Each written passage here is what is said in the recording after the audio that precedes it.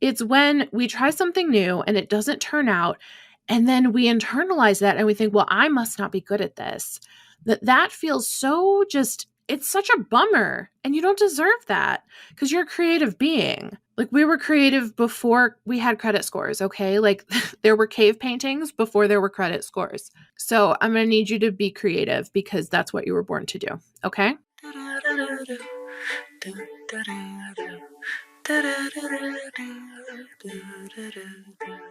Hey, sunshine. It's me, Caitlin Fisher, and I'm back with another episode of the Neurodivergent Creative. Today's topic: what makes an aspiring writer versus a real writer? And this is one of my favorite things to talk about. So is any of this relatable? Just to get this out of the way. Thing one, your Google Drive is a graveyard of works in progress. We're going to put heavy air quotes around progress because maybe you haven't opened them in 14 years. I don't know. Could just be me. Number two, you have a Pinterest board. Are the kids still using Pinterest these days? I love Pinterest. How are you using Pinterest? First of all, tell me that in the comments or DM me and talk to me about it. But you have a Pinterest board covered in like writing tips and writing advice that you pin because you get so excited and so super motivated to work on your novel or your memoir or whatever you're writing, but then you never look at that Pinterest board again. Also me, also guilty. I'll give you a link to my writing Pinterest in case it's helpful for you. And then thing number three is that you can get super motivated and write hours a day for weeks and then decide to throw your project in the river and never work on it again. That one's rejection sensitivity, I think. Anyway, this episode's for you, if any of those resonate. So here's a little thought experiment. You should write a book. You, listening, watching me right now, you should write a book. What goes through your head when I say that? Like panic? How does your body feel? Like, did you poop your pants? Probably, like, don't poop your pants. That's my advice in general. So normally people have like one of two responses to me being like, you should write a book. Response number one is like, absolutely not. How dare you? I don't even know where to begin. Because the assumption there is that a book is going to be very hustly, that they don't have what it takes to write a book, that it's just going to be honestly too terrifying and scary to do. And it is kind of scary. It's kind of scary to embark on such a large undertaking. I should give myself a little bit more credit for having a book. That's pretty dope. I have one published book and then I ghost wrote a book. So I've written 2 books and I have like 4 more that I'm working on. Hooray. And then the second response to that is being like, yeah, I know that I should write a book. I could write a book, and it's a little bit more chill. They at least accept it, but they still might not know where to go. So which of these 2 categories do you fall into? I call one the hustling perfectionist. So the hustling perfectionist is definitely a creative person, but not sure how to take action. They don't have a consistent creative routine. They are not really comfortable being a beginner, and so they don't like starting new things because you're bad at it when you start, and that sucks. They've tried all of the writing advice or all of the creative advice that the internet can offer, but it doesn't really work. This is often because we are neurodivergent creatives, and typical advice is geared toward the neurotypical, or at least the non-autistic neurotype. If it's not good right away, you quit. This is a big one for literally almost every single person that I have ever worked with in a group program, in one-on-one capacity. That, like, when it's not good right away, or if it's hard, the quitting, because it's like, I can't handle this. I can't handle this process. It's a little bit of an assumption that it's going to suck that bad the whole time. And it's a little bit like fear. Like, I don't want to do this forever if this is what it feels like. I get that. And it's also like, I don't know if I have what it takes and that I have the wherewithal to like deal with the suck in order to get through it to the other side. Like, I'm not really into that process. I would rather just do the things that I'm comfortable with and already good at. Relatable. I understand. I am like you as well. The hustling perfectionist, also, if I say you should write a book and they do believe me and they are interested in writing a book, they probably have a tendency to want that book to be like loved by everyone. Because honestly, writing a book that is controversial or not for everyone feels really risky. And I'm going to talk more about that Next month, I'm going to do an episode on my own experience writing The Gaslighting of the Millennial Generation. And I'm going to do a deep dive into the people pleasing that I put into that book because I was so afraid of rejection. I was so afraid of people not agreeing with me, not getting it. And so I really kind of watered down part of it because I wanted to be liked. And I suffered for it. I think my book suffered for it. It's still a pretty great book. I read through it and it's like, oh no, I have some banger thoughts in here. This is pretty great. But there are some areas where I'm like, I just wish that I would have been a little bit more authentic, a little bit more me, a little bit more willing to take a hard stance. So also the hustling perfectionist tends to hyper-focus and then abandon. And that's on ADHD. So there we go. That's why when you hire an ADHD writing coach, they help you stick with it even when your brain is like, no, the dopamine's gone. We find the dopamine again. It's like sheep sometimes. I'm like, oh, how'd you get over there, little buddy? And then we just round you back up.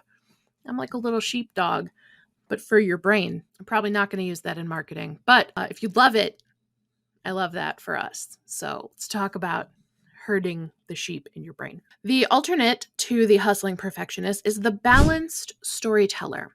So the balanced storyteller is able to take in advice, try it out, and keep what works.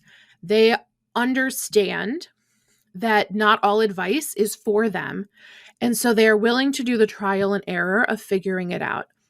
This is the life of the neurodivergent creative, right? Because we have to get comfortable taking in new things, trying it, and seeing is this for me? Yes or no? Assuming that everything is supposed to work for you cuts off so many opportunities in your life because it really is in the creative application and out of the box thinking of trying to be like, well, could this work for me? Yes or no? Does it work as prescribed? Yes or no? Can I try it in a different angle or a different way? Yes or no? There's so much trial and error that goes into being an ADHD or ADHD person, especially a creative person, where we're like, okay, well, I don't know if this method works or this technique works or this medium for my creative expression works, but we're just going to try it out and see what happens. And having that not reflect how you think of your self-concept as an artist, as a writer, as a creative, allowing that thing that you tried to just be a thing that you tried and not a moral judgment on yourself opens up so much opportunity. I want that for you. I want you to be able to breathe in advice, breathe out what does not serve you, and keep what is good for you. It's radical acceptance of how shit works. Let's do it. The balanced storyteller is also totally willing to draft and then make it better. So we've talked before about the 30% good first draft. We have talked about the bare minimum creative routine or writing practice, novel day. Being able to do it good enough and then go back and refine is the mark of the balanced storyteller or the balanced creative. The balanced storyteller also starts by telling the story that they want to tell. So if you are writing a book, don't write it for the people who are going to read it one day. You write it for you. You write the book that's on your heart. You tell the story that you need to tell. Often in the first draft, it's mostly for us anyway. I forgave my mother through my first draft. It was epic. It was epic. The emotional processing that I was able to do in just writing out a story on my heart and then realizing a lot of this is about me. And it doesn't need to be in the final book. And if I had forced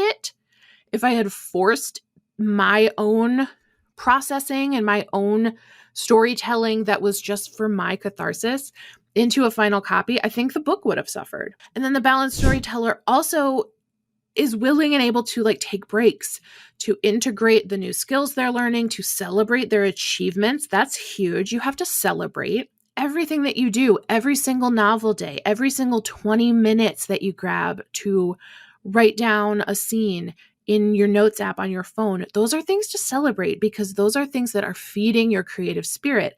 And we love that. We want more of that. You probably have elements of both the hustling perfectionist and the balanced storyteller. Elements of both are very common, especially when you are focusing on like unlearning hustle.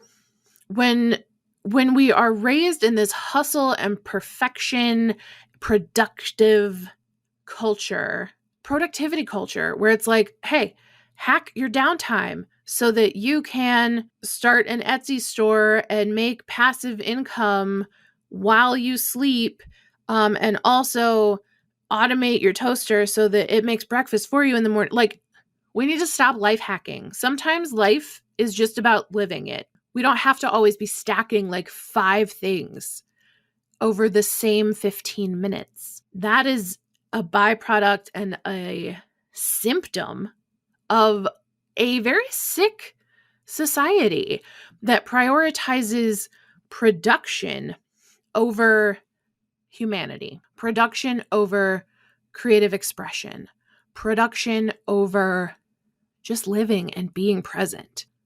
No, we need to sleep. We need to turn our brains off. We cannot always be working. We cannot always be mastering. I love being an amateur at painting and art because it means that I'm just doing it because I like it. I don't have to master it. I don't want an art gallery show. I do it because I like doing it. And I love my amateur status. The word amateur actually comes from the same root as like amar, love, because it's for the love of that thing. I want to do stand-up comedy. I'm probably only ever going to be an amateur at that because I love it. I don't want to be a famous stand-up comic. I don't want that to be my whole career, but I do want to try it. I do want to do it. And the willingness to just do something because it sounds fun and to never expect yourself to master it and become, quote, productive at it, that will set you free. If you're like, I just kind of want to take an improv class just to see what it is. And then you do that and you're like, that was so much fun. People are like, oh, so do you do improv now? And you're like, no, I just did it to try it. I had a great time. Okay. Are you going to be a dancer? No, I just took dance lessons because it's fun. Like, I want to take belly dance. I want to do aerial yoga. I always wanted to do aerial yoga. It was going to be a reward for me when I hit a goal weight. And then obviously I went into eating disorder recovery. I have gained back the weight that I have lost. And that's what happens when you stop dieting because your body thought it was starving to death. See my entire January series on body love and diet culture and all that goodness for more there. But yeah, recently found out aerial silks have a very high weight limit. So as long as I have the core strength to like move my body around, which I can work on, there's nothing stopping me from doing aerial silks and aerial yoga.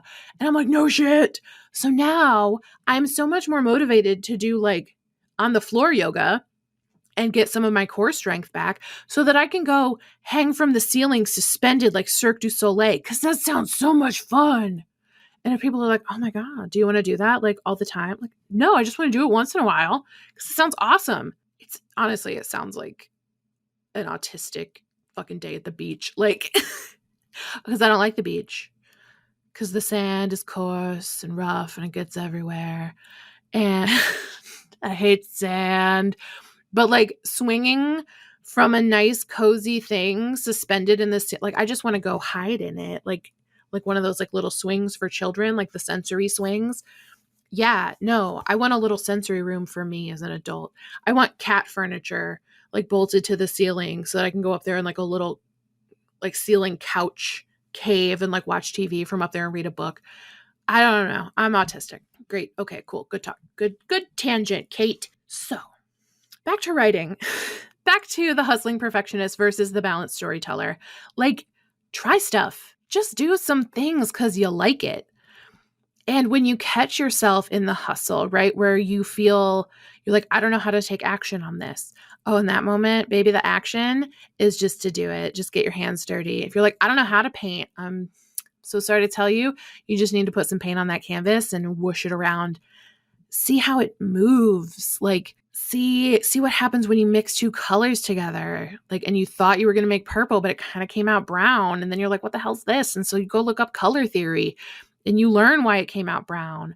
I've learned so much about color mixing, like just absorbing reels and like YouTube videos and tutorials and stuff about painting has improved my painting game without even touching like paint to canvas, because I'm learning by watching and seeing people like do color matching and stuff like that. I'm like, oh, I get why I could have so much deeper of like shadows and color if I was doing it based on like color theory and like deepening the reds in the browns, as opposed to just putting a darker brown on there as like a shadow. So I'm like, oh, cool. All right, I'm learning. Still an amateur, so much an amateur, but I love that. And that takes it from hustle to balance, where I'm like, oh, tried that out, learned some stuff, love it. Keep going, keep doing stuff. It's when we try something new and it doesn't turn out, and then we internalize that and we think, well, I must not be good at this. That feels so just, it's such a bummer. And you don't deserve that, because you're a creative being. Like, we were creative before we had credit scores, okay? Like, there were cave paintings before there were credit scores. So I'm going to need you to be creative, because that's what you were born to do. Okay? Okay, good talk. I love you so much. And in our fun little outro, I'm going to tell you about novel parkour. So if you want to get out of the hustling perfectionist mindset and into that balanced storyteller and outline your novel in 5 days, you're going to want to do novel parkour. So stay tuned for the deets on that. I love you. Stay hydrated. Take your meds and make sure to eat a fucking snack today. You're awesome. Oh, and before you go, we've got something that's going to take your storytelling game to the next level. My novel parkour challenge. It is free and you do not want to miss out. Picture this: 5 days of high-octane writing adventure where you'll sprint through the twists and turns of crafting your novel outline.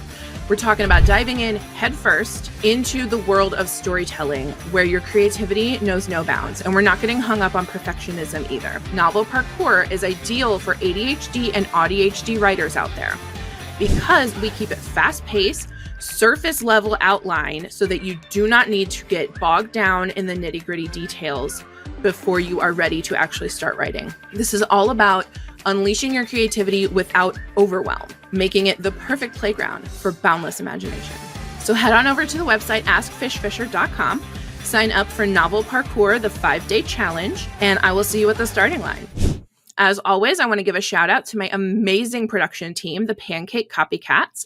They specialize in marketing support and podcast support for neurodivergent entrepreneurs, as well as songwriter Ashton Powers, who wrote and performed my opening jingle. See you next time.